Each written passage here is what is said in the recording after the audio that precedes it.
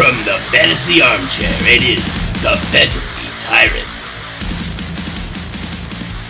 Hey there, fellow fantasy football freaks. Welcome back to the Fantasy Armchair. Here I am in the beautiful Las Vegas Strip. Gonna play some poker, make a little money tonight, you know what I mean?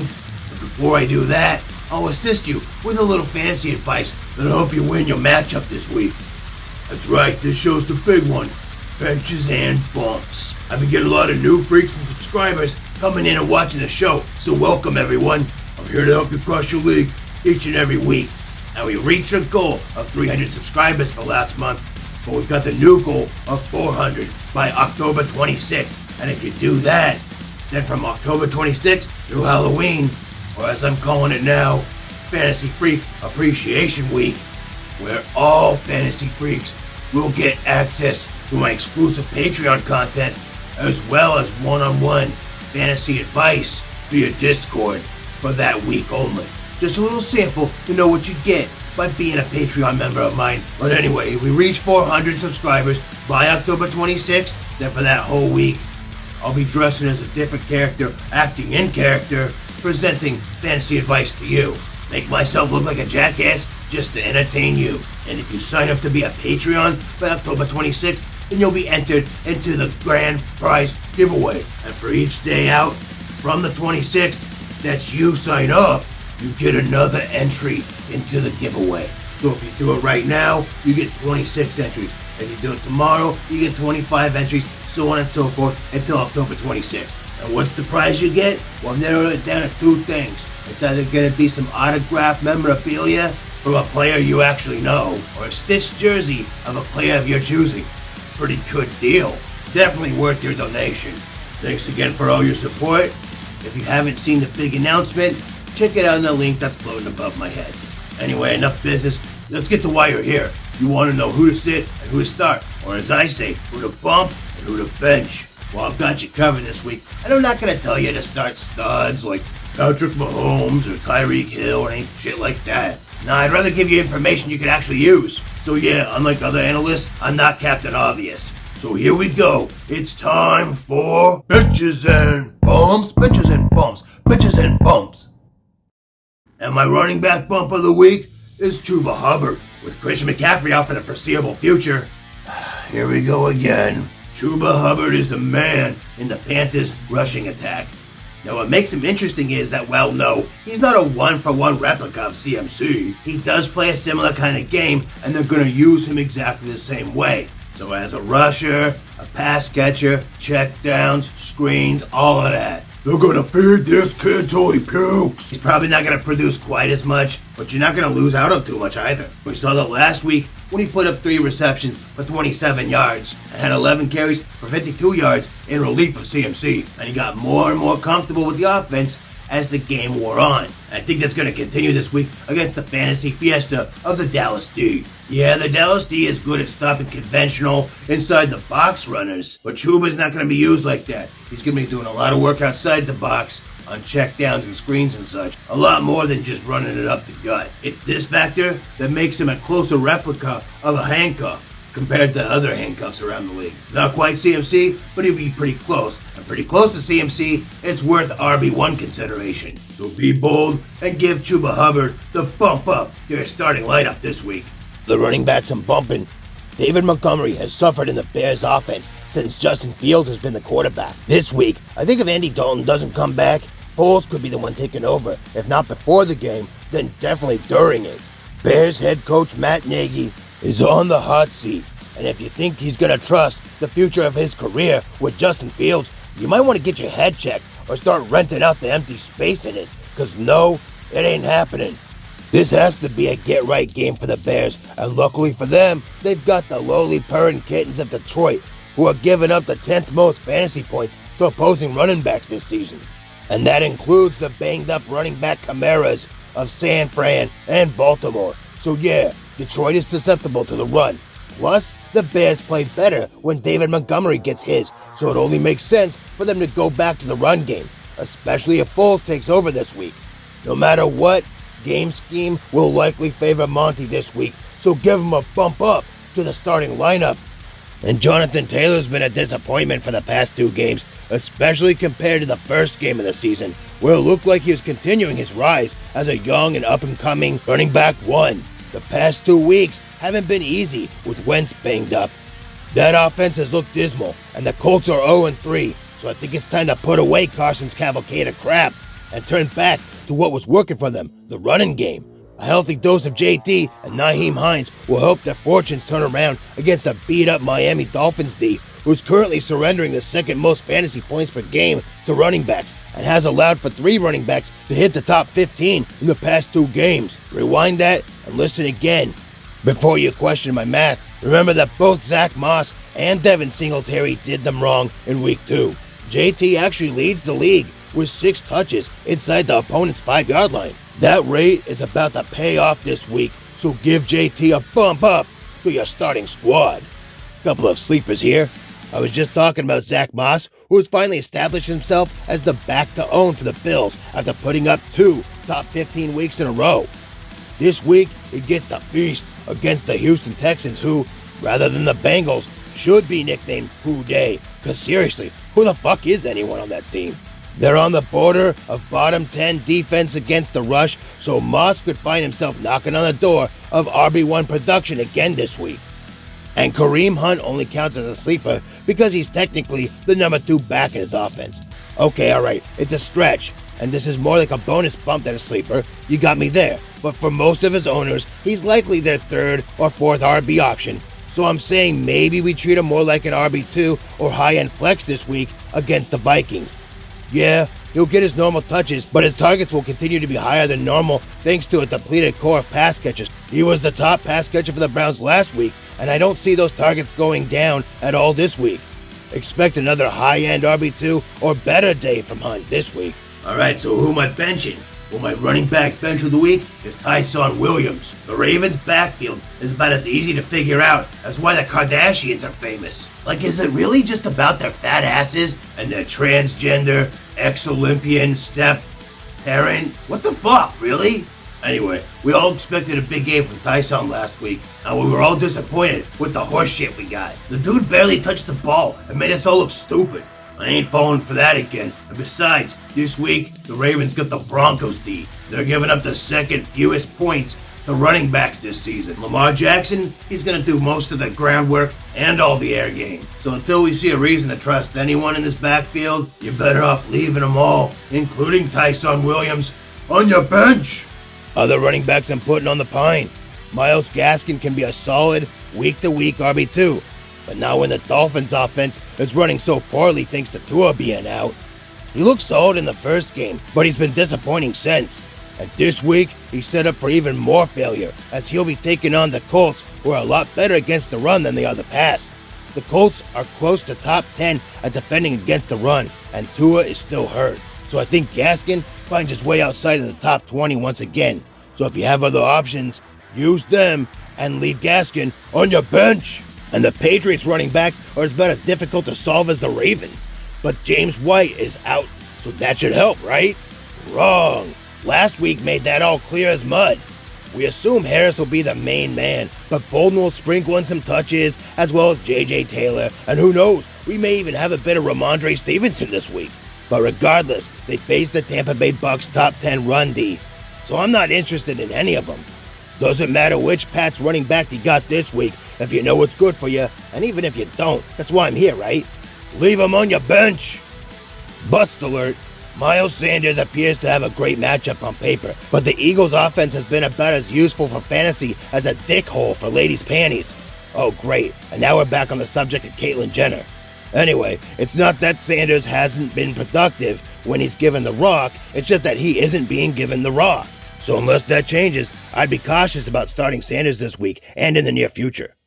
Next up, wide receivers, and my wide receiver bump of the week is Terry McLaurin. Now, under this current Washington offense, it appears that Scary Terry is more of a matchup-based wide receiver. And we can roll with that, we just gotta be able to analyze that from week to week. And this week is a plus matchup for the scary one. Falcons are giving up the 13th most fantasy points to opposing pass catchers. So I expect a good game from Terry in Atlanta. There's no one on that defense that can match his speed, so he's gonna be tearing ass downfield all day long. getting open, making big catches. Just watch. And I think Taylor Heineke's got the chops to make it happen. We can see a top 15 borderline wide receiver one day out of Terry, maybe even better. And I don't know about you, but to me, that makes him worthy of a bump up to my starting lineup. Other wide receivers I'm bumping up. Deebo Samuel is a stud, and everyone seemed to forget that because he was injured most of last season.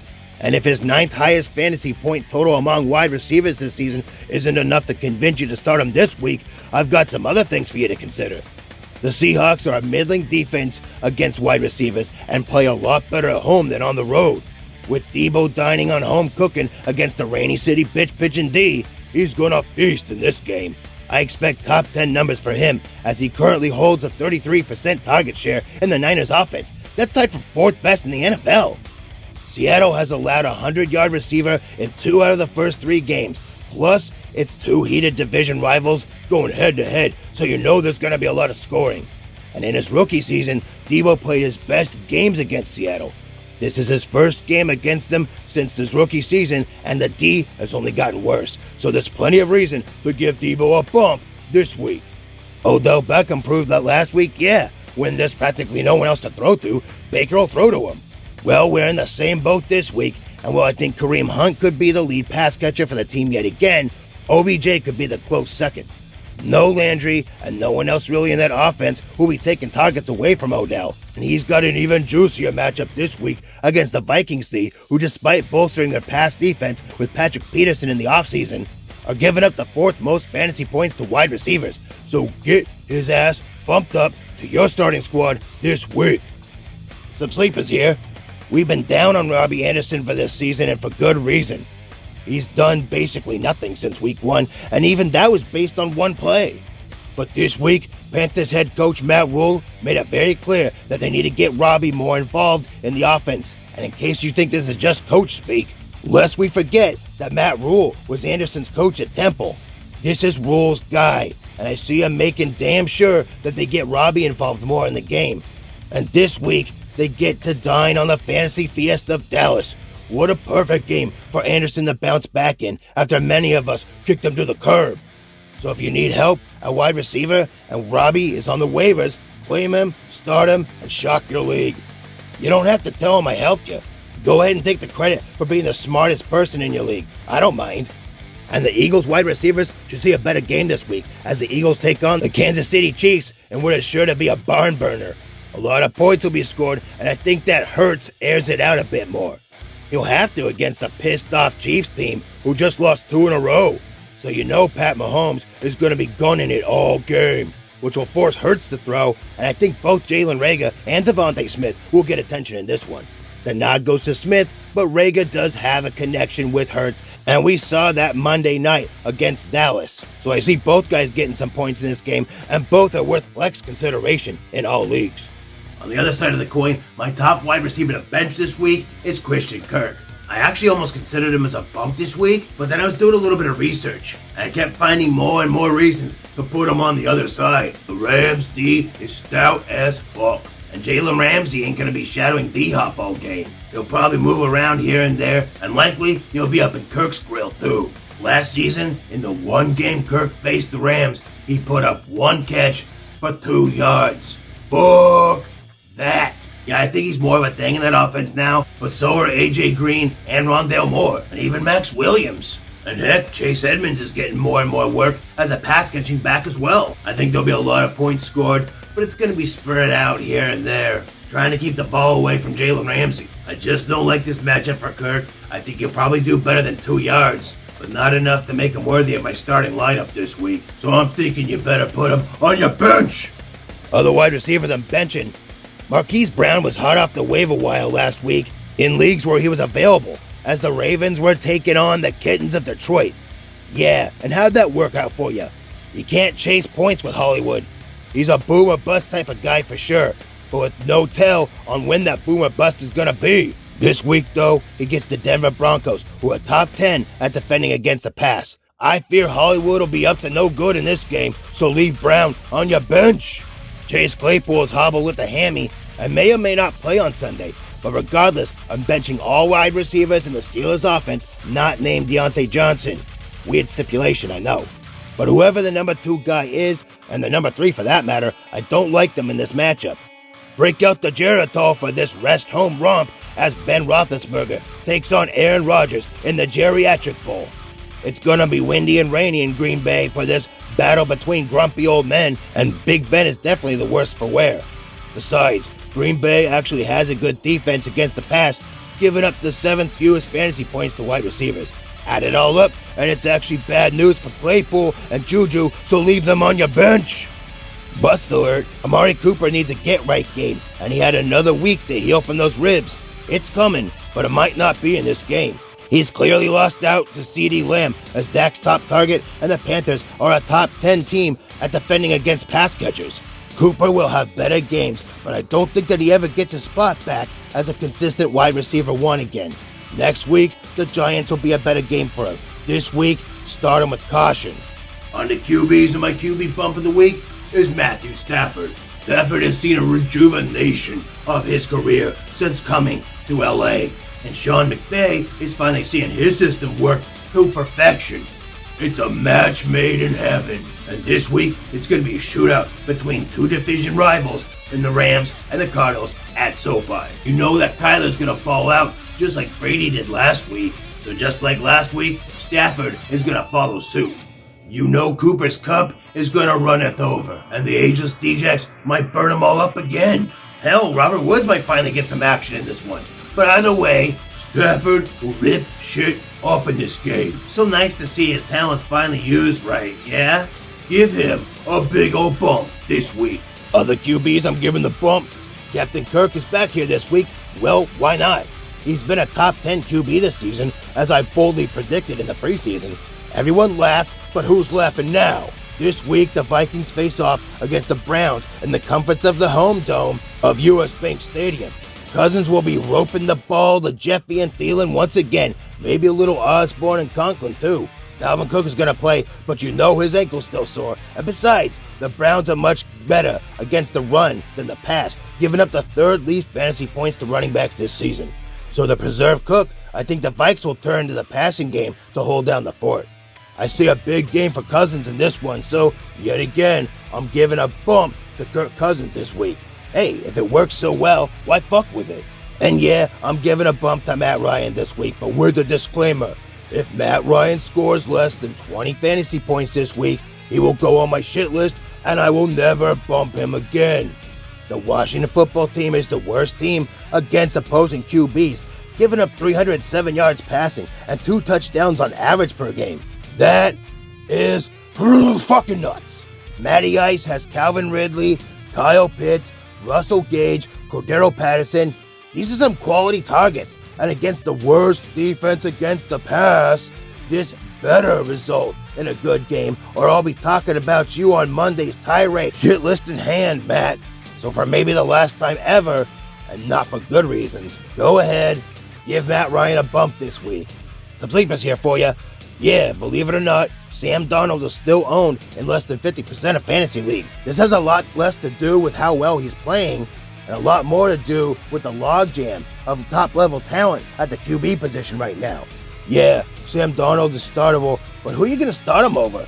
I'll tell you some names in just a moment, but this matchup against the Fantasy Fiesta of Dallas is one that should leave Darnold owners, the few of us that there are, salivating. If you punted QB in the draft and are stuck streaming the position, Darnold is an excellent plug-and-play option this week. This may be his best day yet, so be bold. I'm at least starting him in DFS, no doubt. Taylor Heineke is owned in under 10% of leagues, so he's definitely more of a deep sleeper this week. I almost considered him for the double deep danger dive of the week, but I went another route with that. More about who that is on the Tinker Stinker Power Hour this Sunday morning. But anyway, the Dirt Finches of Atlanta are passing out the 4th most fantasy points to QBs this year, and Heineke has actually played pretty well, even against Buffalo.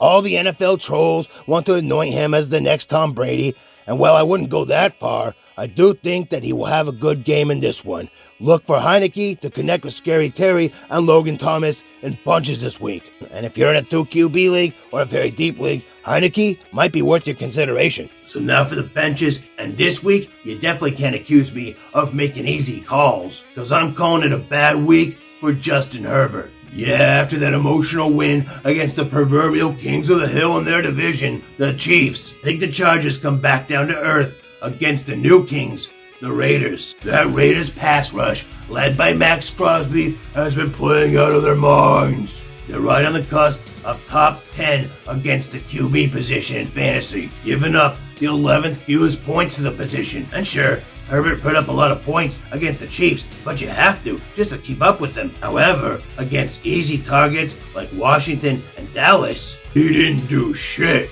And I smell another mediocre game for him this week, as he's actually playing a decent defense in the undefeated Raiders. You might be forced to start him, but if Sam Darnold is available, you may pick up and start him instead. Yeah, I'd consider starting someone like Darnold and putting Justin Herbert on your bench. The QBs I'm benching, yeah, like I said on Mixed Notes, I see another heinous Jameis week. I know they're facing the Giants, but they are so much more susceptible to the run than the pass this season. Kamara's gonna have a fucking scoregasm on Sunday. And while Jameis might not actually be as heinous, he won't be that famous either, which in turn makes him heinous. Less opportunities equal less points, you see. So, if you have better options, and likely you do, you better leave Jameis Winston on your bench. And yeah, I already wasted all my good Big Ben material talking about his pass catchers, so just rewatch that part again. It's pretty good anyway. Worth another watch, right? Yeah, copy and paste that to Ben here. Bust alert. Yeah, I've said this practically every week, but it doesn't make it less true.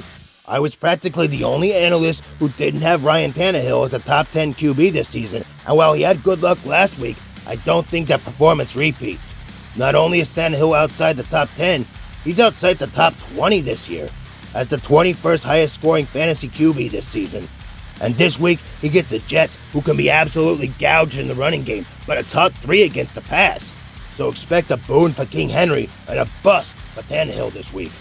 And finally, the tight ends of my tight end bump of the week goes to Noah Fant. Yeah, he had a bad game last week, but the Jets, in most leagues, are considered the top team against tight ends in fantasy this year, giving up the fewest points to him so far, but this week should be just the opposite, as the Ravens are giving up the most fantasy points to tight ends this season. Noah's uphill battle last week is going to be a downhill slide this week. A slide into fantasy points. Yeah, he'll be getting plenty of momentum in this easy matchup against the Ravens. Judy's out, Hamler's out, so right now, there's less competition for targets. And I like his chances of getting some in this game, so give him the bump this week. Other tight ends I'm bumping up, Kyle Pitts has had a lot of doubt cast on him in the fantasy community. We've seen all the jokes. He's pitiful, or having to start him is the pits. Yeah. The guy's a rookie, cut him some slack. Maybe he's a superstar in the making, but he's still a rookie. He's definitely a buy low candidate, but you better get him this week before that game against the Washington football team. I can't wait until this guy is the steal of the year in later rounds of the draft next season. But for now, don't be afraid to start him in a good matchup. Things are going to turn around for this offense, and it starts this week. Bump Pitts up. Robert Tonyan's been a bust this season in the minds of many, but you know what? It's only been 3 games, and he had a decent one in week 2. Nothing about passing against the Steelers scares me, and I think Bob gets back on track in this game. If he biffs this one, then I worry. But I don't think he does. I think Tonyan will benefit from being a strong, big target in the end zone in a game where there's going to be a lot less chance for long touchdowns due to the windy and rainy weather.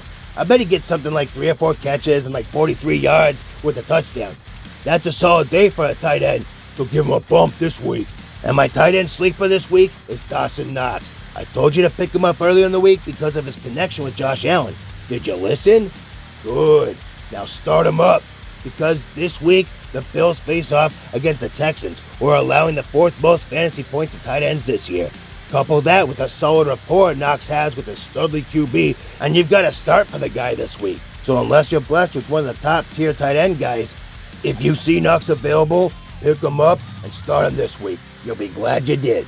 Now for the benches and the tight end I'm most confident about benching this week is Mark Andrews. Dude's been a bust this season, what can I say? And this week, he's got the Broncos D, who are the 3rd best in the league at stopping tight ends. Granted, they haven't faced a lot of big-name tight ends yet, but they are a generally good defense overall. If you grab one of the tight end bumps as sleepers this week, you might want to slot them in, or you'll be cursing out Mandrews for doing diddly squat. Until we see him return to his normal form, it's hard to trust Mark Andrews. So this week at least, I suggest you put him on your bench. Other tight ends getting benched. Dallas Goedert is now splitting time with Zach Ertz, and it's doing neither of them favors. I think the wide receivers get all the work in this game, and while KC is weak against the tight end position, those numbers are going to be shared with Ertz. So until this stops being a tight end by committee, leave Goedert on your bench. And Jared Cook, on my shit list still. I shouldn't have to say anything. He's terrible, and this is a bad matchup, but I still get people asking about him. Sheesh. Come on, get as far away from him as you can. But at the very least, keep him out of this game. Put him on your bench. Bust alert, Tyler Higbee hasn't quite had the boost from Stafford this season that I thought he would. And the Cards are actually pretty good at defending against tight ends. Isaiah Simmons will be shutting Higbee down all day, I think. Woods will probably finally get some love, but I'm not so sure about Higbee. One more thing real quick. I know I didn't talk about the Bucs this week, but start all Bucs playing in the passing game. Even the tight end Cameron Brate, use him too.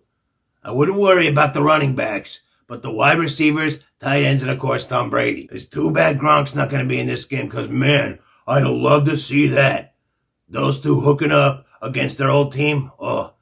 Anyway, the Tom Brady revenge game is real. It's going to be all in. So fire him up. So that's it, freaks. If you have other questions, come see me Sunday morning for the Tinker Stinker Power Hour. That's 8:30 a.m. Pacific, 11:30 a.m. Eastern. I'll be answering all your questions. I'll be going over injuries. I'll be doing streamers for kickers and defenses. Plus, some deep dives, including the double deep danger dive of the week. And I'll be answering all your burning questions. So come see me Sunday morning. Don't forget to like, share, and subscribe. And thank you for clicking that bell so you'll never miss an episode. Yeah, I saw you do that. Good on you. I'm on fire this season, and I can help you be on fire too. So stick with the TyRant. Good luck this week. Check out the big announcement if you haven't yet. And I'll see you all Sunday morning for the Tinker Stinker Power Hour. Until then, I'm out. Peace.